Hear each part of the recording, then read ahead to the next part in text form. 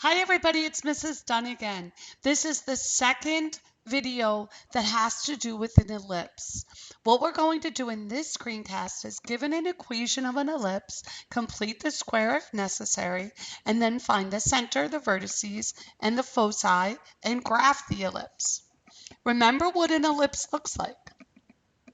We're focusing on the ellipse here, which is kind of like an elongated circle. And in the last screencast, if you didn't watch it, go back and watch the last one because this won't make sense without what we did in the last screencast. So if you remember, the last screencast was all devoted to the center being at the origin. And when the center was at the origin, then what we did is we determined the major axis and the minor axis, and that all depends on where A is. And A, remember, is always the number that's bigger than B. Okay, so what we're doing in this screencast is shifting our center to HK. And what that does to our equations is it adds this H and the K in the numerator. That's it. That's the only thing that's different is this H and K in the numerator. So all that does is change where we're going to start, right? Let's look at an example.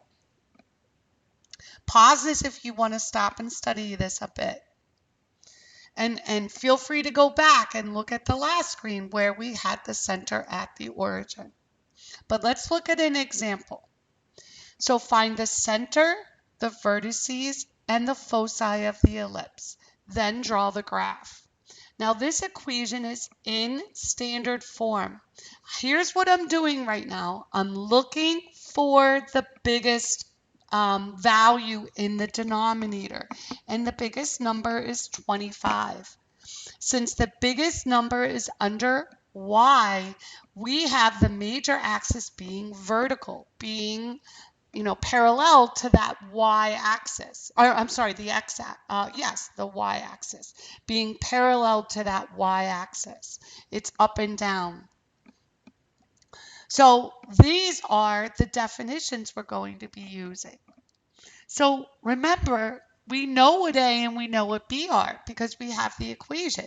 We know A squared is equal to 25, which means A is 5. We know B squared is equal to 16, and that means B is equal to 4. Knowing A and B, we can use this formula to find C. So C squared is equal to A squared minus B squared. So that means C squared must be equal to 25 minus 16, which is 9. And that means C equals 3. So I know A, B, and C. I know A is 5, B is 4, and C is 3. That's enough to find all the pieces I need, the center, the vertices, and the foci. So what's the center? The center, remember, is HK. So HK. So that means it's going to be positive 2, negative 3. So the center is at 2, negative 3. Remember, you're always taking the opposite of these values. So the center is at 2, negative 3. Now to determine the vertices, they're at H, which is 2, and then negative 3 plus or minus A. A is 5. So from negative 3, we're going to go up and down 5. So the vertices are at 2, negative 3 minus 5, which is 2, negative 8, and 2, negative 3 plus 5, which is 2, 2. The foci are from the center. We're going to go up and down C. C is 3. So from negative 3, we're going to go down 3. So that's 2, negative 6. And from negative 3, we're going to go up 3. So we're at 0. So the foci are at 2, negative 6, and 2, 0. Remember which of these formulas you use, because it's different when the major axis is horizontal, is determined by where this biggest number is, and the biggest number is 25. That means that our ellipse is elongated vertically, right? Vertically, like along the y-axis, right?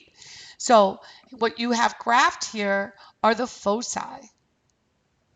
Okay, let's look at another example. So find the center, the vertices, and the foci of the ellipse, then draw the graph. This equation is not in the correct form, right? It has to be set equal to 1.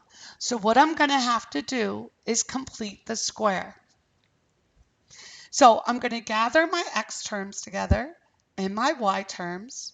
And now what I'm going to have to do is add a value here to complete the square to make a perfect square for my x's, and add a number here that will make a a perfect square for my y's, and add those values on the right as well. Now, what I'm going to add here is 25, because half of 10 is 5, and 5 squared is 25. So I'm going to add 25. Now remember, I can't just add something here. I can't take a half of 8 and square it. No. And the reason is because this 2. So I'm going to have to factor that 2 out first. So it's 2 times y squared plus 4y plus something. Now I can complete the square. Half of 4 is 2, and 2 squared is 4. So I have to add 4 here. But if I'm adding 4 inside here, I'm actually adding 2 times 4, which is 8. So 8 is what I add to the other side. Let's take a minute, make sure that that makes sense to you. Now, cleaning this up, I get x minus 5 squared plus 2 times y plus 2 squared is equal to 4. Because I get negative 4, negative 29 plus 25 is negative 4, and negative 4 plus 8 is 4. Now, I have to set this equal to 1, so I'm going to divide everything by 4. And when I divide by 4, I get x minus 5 squared over 4 plus y plus 2 squared over 2 is equal to 1. Take a minute if you need it. Now, where is the biggest number? The biggest number is 4, so that's under x. And since it's under x, my major axis is horizontal. It's like the x-axis. And so let's identify what's a squared, what's b squared, what's c squared. Well, a squared is 4, b squared is 2. We'll plug that into our equation. C squared equals a squared minus b squared. And we get c squared is equal to 4 minus 2, which means c squared equals 2, which means c is equal to the square root of 2. All right, now let's go and let's find b. So remember, b squared is equal to 2, so that means b has to be equal to the square root of 2. So now I know what a, b, and c are.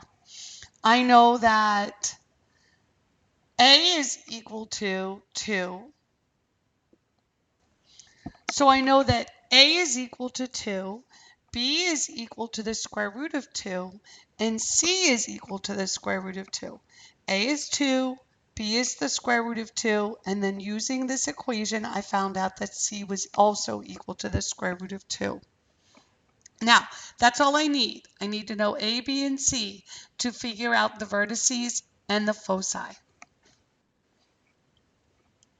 So the center of this ellipse, the center is at positive 5, negative 2. The vertices are going to go left and right from there.